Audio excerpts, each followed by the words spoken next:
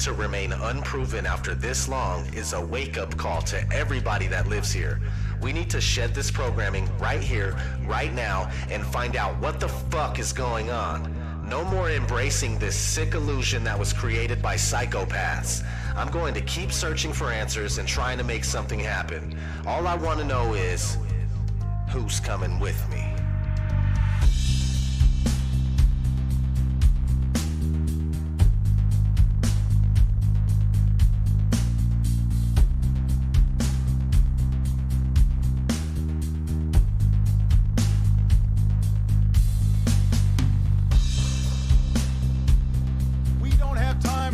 Of the Flat Earth Society.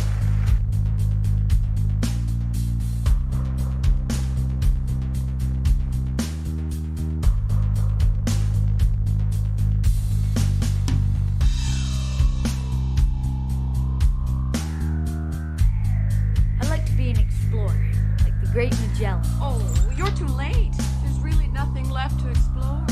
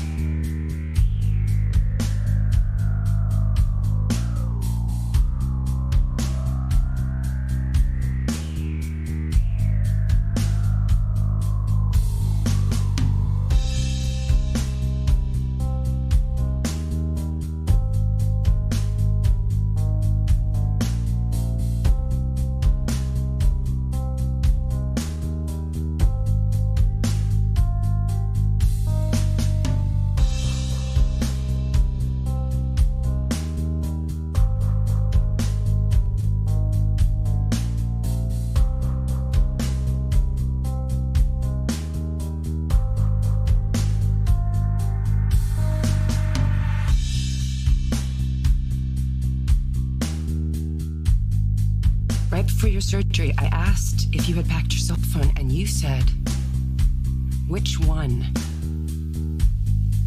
When? Skylar, I was medicated. I mean, I could have said the world was flat. You know what I think? I think you accidentally told the truth. The world was flat. You know what I think? You accidentally told the truth. The world was flat. You know what I think? You accidentally told the truth.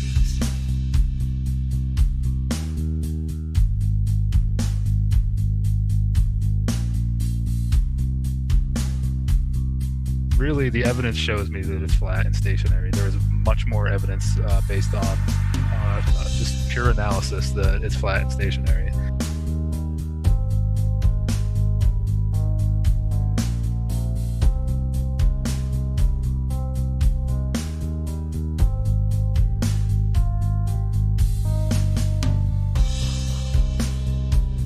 So it's not actually a sphere.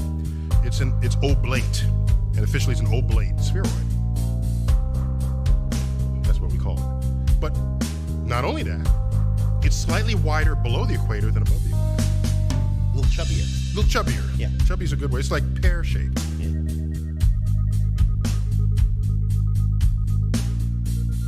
Really, we're in big trouble as far as lack of critical thinking and lack of free thinking. We really are in big trouble.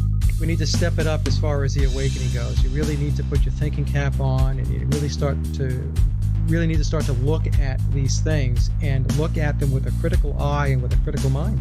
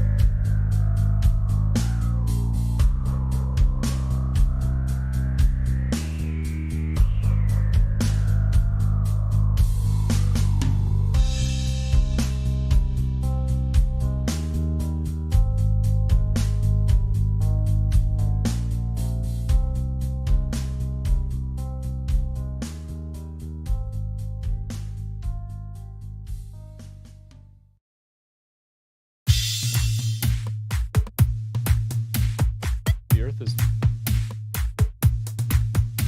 Earth is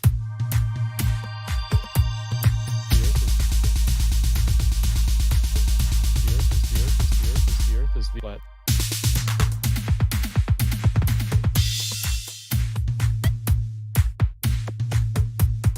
And space is big. The Earth is flat. And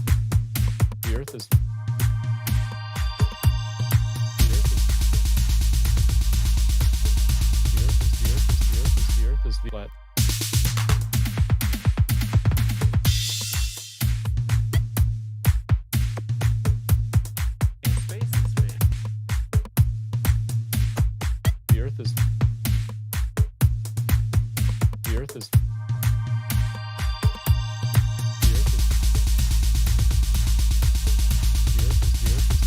The Earth is flat. Did you know that the Earth is flat? There's no curvature, it's not spinning, and space is big. Do they have any evidence? They do.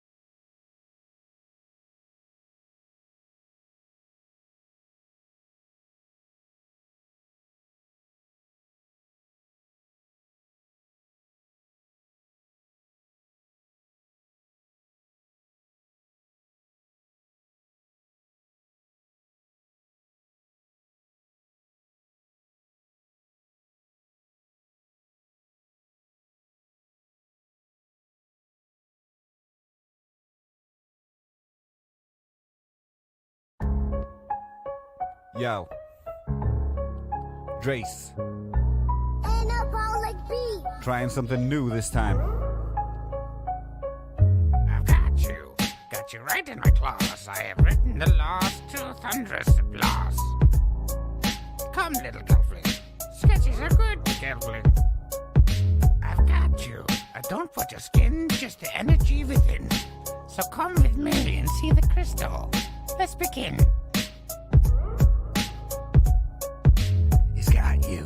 Got you under your skin. Do you have the mark yet? It's about to begin.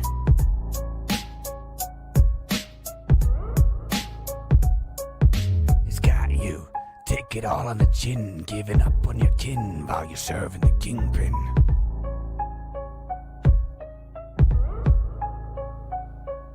He's got you. His little secret king. Nice, worshipping, believing the whole thing.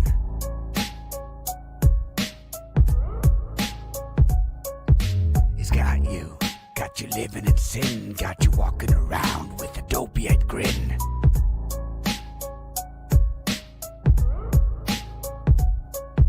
We got you, the globe has been. Don't believe me, wrap your hat up in tin. I'm your Huckleberry Finn, it's about to begin the unraveling of your programming.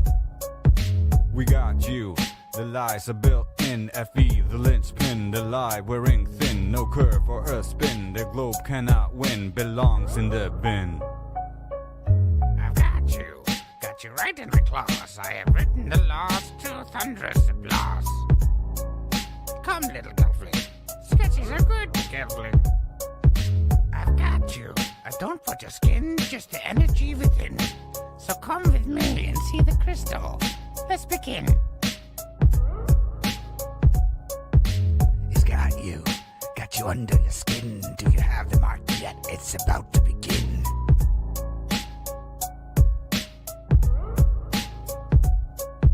He's got you. take it all on the chin, giving up on your kin while you're serving the kingpin.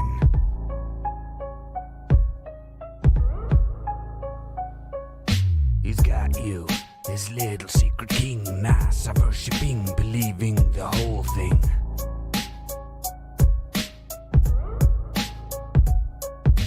He's got you living in sin, got you walking around with a dopey-eyed grin.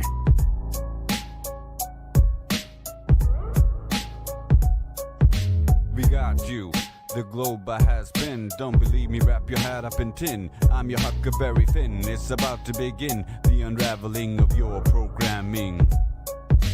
We got you, the lies are built in. FE, the linchpin, the lie wearing thin. No curve or a spin, the globe cannot win. Belongs in the bin. It's got you under the skin. Do you have the mark yet? It's about to begin.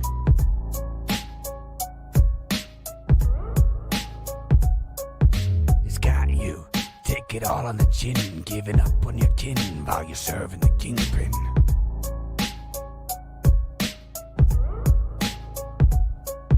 He's got you, this little secret king, nice, worshipping, believing the whole thing.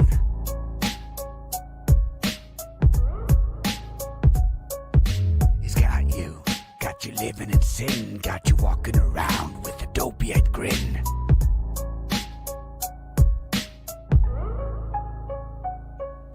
We got you, the globe has been. Don't believe me, wrap your hat up in tin. I'm your Huckleberry Finn. It's about to begin the unraveling of your programming. We got you, the lies are built in. FE, the linchpin, the lie wearing thin. No curve or a spin, the globe cannot win. Belongs in the bin. What is gravity? You have no idea. Okay, next question. Hey, yo. It's Chocolate saying. It's 2021. Told y'all it's a wrap for this globe. Check it out. Way too many reifications of privation. Secular thermodynamics violations. Fuck all these fake as apparent deviations. Globals always flapping their gums, no demonstrations. The black swan murdered the ball with simplicity. Pretend the clowns aren't they all, no specificity. Get with me, get that geometry. Your model needs nowadays. Mostly I sound like you're on your knees. Copper please, with no ball to ever show for nevermore. Been a rap for your multi-nine boy, scientific. All a sticker that they're prolific. Crumble at the thought of flat earth, that's just terrific. My hypothesis, you know, paleo genius. You thought you had it all sewn up like a seamstress. You never see this, you ain't chillin' peeping the Gleasons. The globe model so fucking dead, so many reasons. Mad at me, cause your fairy tale of gravity is rapidly becoming a motherfucking fatality. Independent variable, no physicality. Factually, you're dealing with no type of reality. A tragedy, all of the pseudoscience of fallacy. Sad to see that was surrounded by such banality. Globe charts step in the court for their arraignment. Gas fucking off all day and no containment. It's automatic. You sound like a fanatic. Your heart's beating out of your chest, no need to panic. Problematic. Anytime there was Socratic, defining terms for you was like dust to an asthmatic or a crack addict, all tuned up like a mechanic. State you're leaving in when you're done, it's so tragic. You end the sneezing, all snotty nose the wheezing. You globe charts wind up like Sub-Zero freezing. Ain't no reason for you not to remain calm. As my nigga make it hit you with the 3-point palm. Instant exploding paradigm technique. Backslapping your beliefs into enigma that's sweet. Your points obliterated, finished, unable to speak. Have you looking like Tom Petty catching a leak? Your whole squad left sounding comatose. I hear Michelle Dollar keeps rocks on the head. She keeps her family close. Some of y'all think y'all the best things since butter toast. When it comes to FE, prepare to catch an overdose of intellectual honesty. The clear lack of thinking of you ballers never cease to astonish me. I gotta keep it real and be honest, B. It's quite possibly the dumbest thing I heard since the cosmology is often seen as a philosophy of mythology, but actually it's a prophecy of religiosity. Get all your skills and your weight up. This crunch time, your whack model getting ate up like lunchtime. How in the hell could we establish a baseline? Most of y'all trolls are just here to waste time. I'm not aware of what you're hearing through the grapevine, but you must be out your mind selling space-time. A mathematical construct of imagination with absolutely no experimental validation. Before the story begins, you need a foundation. Curvature of the earth, that's the conversation. And since the shit up and disappeared without a trace, I'd say it's also time for you to say goodbye to space. Tall tales about vacuums and empty place, all the while breathing air. That's just not the case. You best get out my face, cause I can guarantee you that the very air you breathe immediately you fuck off to space. We understand no requirement for your compliance. You understand that you are standing in a room of giants. I admire that you're usual in your defiance, but won't you join us in this field funeral or pseudoscience. You in the mood to try us? Go ahead and test your might. These motherfuckers think they moving at the speed of light. How about the speed of sound? 250 miles above the ground to see the ISS is going round and round. Please don't even try, son. It's been a rap since you gave up open your geometric horizon. In the trenches hoping and praying we don't get wise and realize you're smoking more of the grass than Neil Tyson. Oh, speaking of that clown, I wonder how much longer he could keep a push of this in the background. Never debating, always up to the back down. Playing in fear of the gravitational smackdown. This little circus won't last long. I'm betting you the type of clown that sits at home alone with a mask on. Thinking you debunked an argument like the Black Swan. Never knowing that your radius could be that wrong. Oops, I really meant to say dead wrong. Implicitly, we've been falsified the globe empirically. Need you to listen, G. It's not logical to postulate you live in a sphere in sphericity. It's the epitome. It's not a mystery. The globe model's all wrapped up in stupidity. It's quite simple, see. It's probably not the move for you to spew your rhetoric here or religiously. Maybe officially. One day you might find yourself vividly in the middle of an epiphany. Lyrical symphony. It's been a pleasure, but our times have both come to an end. Synchronicity. It's rock, yeah. It's rock, yeah. It's rock, yeah. We the best music. It's rock, yeah. Another one. It's rock, yeah. DJ Khaled. You gotta make your mind up. I gotta ask you, bro, just how'd you find us? I got flat earth on my mind, is that a crime, yeah? Don't wanna go back to days when it was a globe. The curve is my priority, and I'll put that over everything. And the globe ain't shit, and there ain't no space. Waiting on gravity, validate. Half gas pressure, and less contained. They say gravity, but you can't bend space or time. Sometimes it's sunny, but sometimes it don't shine. The globe don't exist, it's only in your mind. So let go of the space globe. Let it go, oh, that glow. Oh, let it go, oh, that glow. Let it go, oh, that glow. Oh, let it go, let go. I let it go if you say that there's curve, then that shit better show.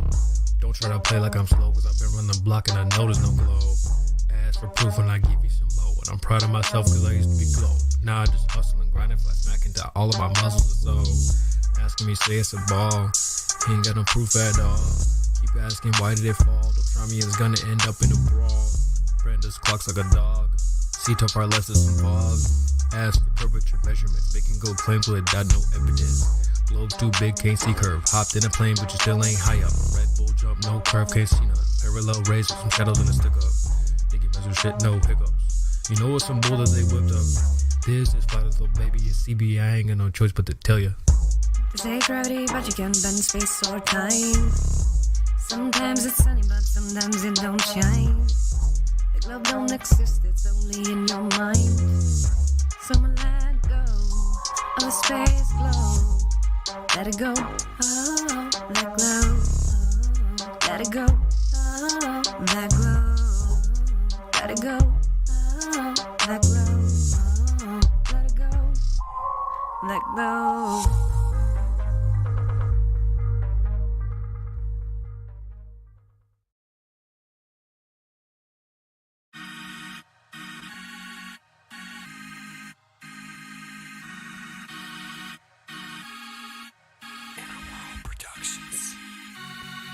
Nobody that I know of in my field uses the so-called scientific method. In our field, it's by the seat of your pants. It's leaps of logic. It's guesswork.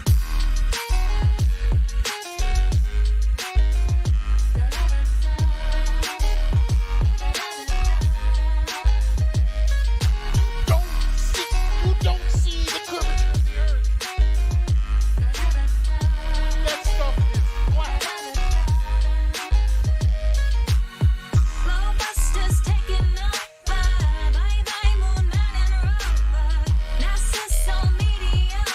Sorry, but your body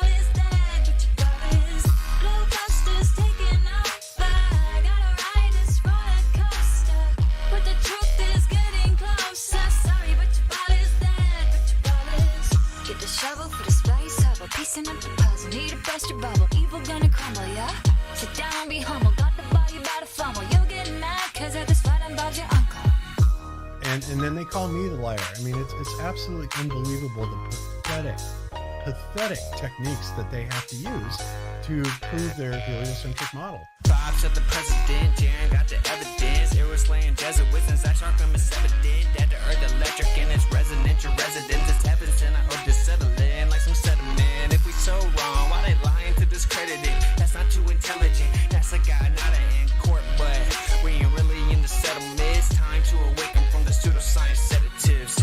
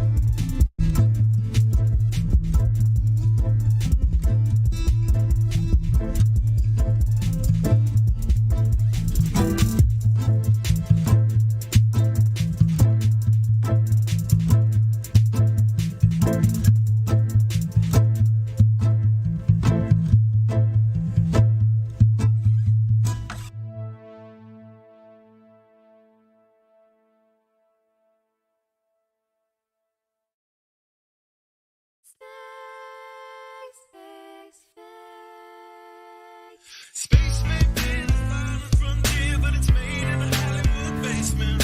Space may be the final frontier, but it's made in a Hollywood basement. Space may be the final frontier, but it's made in a Hollywood basement. Space may be the final frontier, but it's made in a Hollywood basement. Have you ever dreamed of going up to outer space? Or maybe meeting other beings from another place? Have you ever wondered what it's like on other planets? Then you watch a science show and come to believe you understand it? You feel empowered by the knowledge and you feel enlightened, listening to Bill Nye and Neil deGrasse Tyson. But then you wake up and you start to see the obvious. Life is just a lie and this whole world ain't what we thought it was. NASA's missions to the moon were never completed. They just filmed them in a room and people believe it. I used to wonder what it's like to be an astronaut. Now when I see them acting, I can't help but to laugh a lot. They give us cartoons and they claim that we live on a ball, but it's flat and it's not moving or spinning at all. Why you lying to us, man? That's something that we want to know. After that, you're gonna have to pack up all your stuff and go.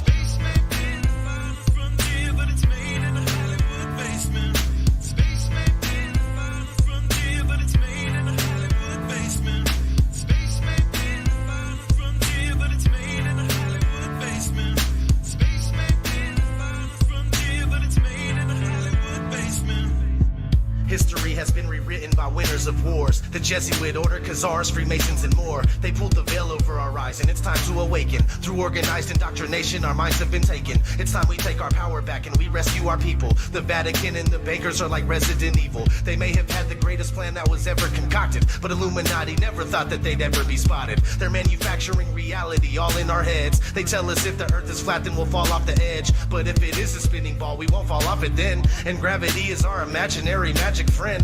Why is water always flat when unmanipulated? Why are pictures of the earth computer generated? Why you lying to us, man? That's something that we want to know. After that, you're gonna have to pack up all your stuff and go.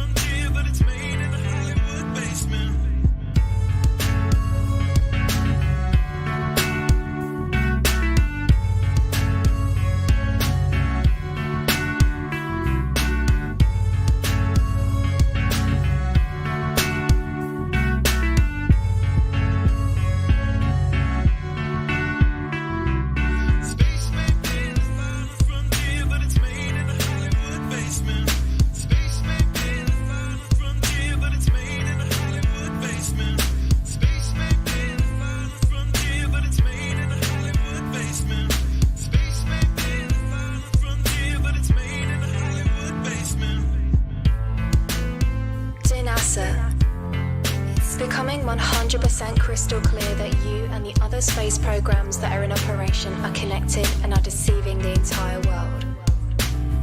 More and more people are waking up every single day, and we are now able to see right through you. But what we really want to know is, why are you lying? Sincerely, me and the great people of this earth.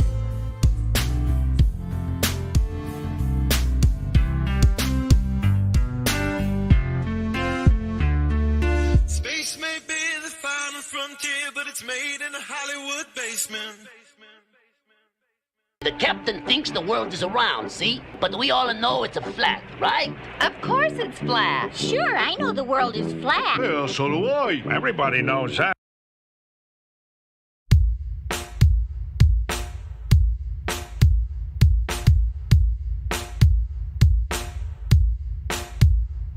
Y'all say it's a distraction, but look what's happening. Truth is taken to the streets with the plan of action. Why would they fit, but how would we live? Yo, what's the point, man? It is what it is. Well, how you think those captains navigate the sea? It's easy as plain trigonometry. Ask any surveyor or architect if there's a lake of curvature that they can detect. Even civil engineers see we ain't on the sphere. Ask pilots what they see when they up in the air, saying that we're all monkeys on a ball spinning east. As if we don't belong, we're like with some kind of disease. Now, have you ever seen a river running uphill? That's what I thought, and you never will. You want a nail in the coffin? I'm sure you can have it. Take a good look at the sickle law, thermodynamics. What? You got CGI, we got 200 proofs. You got NASA lies, we got 200 proofs. You got lights in the sky, we got 200 proofs. We got 200 proofs, over 200 proofs. Hey, you got CGI, we got 200 proofs. You got NASA lies, we got 200 proofs. You got lights in the sky, we got 200 proofs. We got 200 proofs, over 200 proofs. Hey, the earth's flatter than a matador, a fat cat. This rhyme's tighter than a dry hymen line vagina. Your mind's kinda like a fine china dining item, ready to crack at the first sign of any pressure. So let's test you with the best open-ended questions. Consider first, don't just blurt out your worst suggestion. What shapes the world? Is it twirling around, you reckon?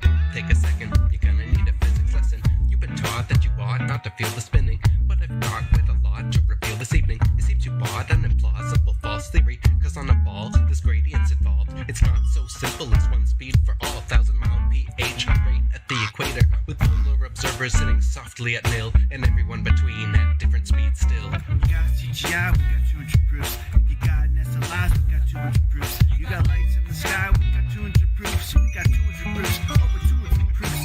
You got CGI, we got 200 proofs. You got NASA lies, we got 200 proofs. You got lights in the sky, we got 200 proofs. We got 200 proofs, over 200 proofs. Hey, these failures just a play on words. No matter how they try, they can't move the earth. Is it on pillars or balanced on elephants? Questions like that may seem like nonsense unless you're willing to clear your mind of all that propaganda they use to confine your own logic and levels of reasoning. We're always hearing explain the seasons. See, the sun moves itself on a circuit between the tropics of Cancer and Capricorn. You heard of it? How about the spire top of Notre Dame? Ship captain said it's seen 150 miles away. At the distance, it would be a mile below the curve. Light refraction only accounts for a 12th of that yard. They change into shape to an oblate spheroid. Sounds like the ramblings of a bloated schizoid.